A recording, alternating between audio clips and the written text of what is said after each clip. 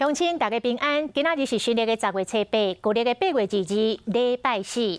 24节气今仔日来到寒露，打来天气是愈来愈凉冷咯。乡亲都要注意，唔通受风寒，唔通去感着。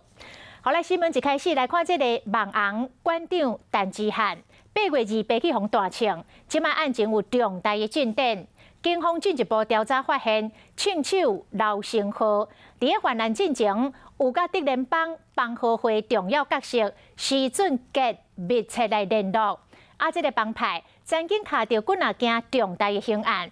昨暝警察是分18线路来抓人，甲这个帮派的会长、副会长以及施俊杰等总共9位关系人总抓起来。警方去酒店押这德联邦保和会重要人物施俊杰。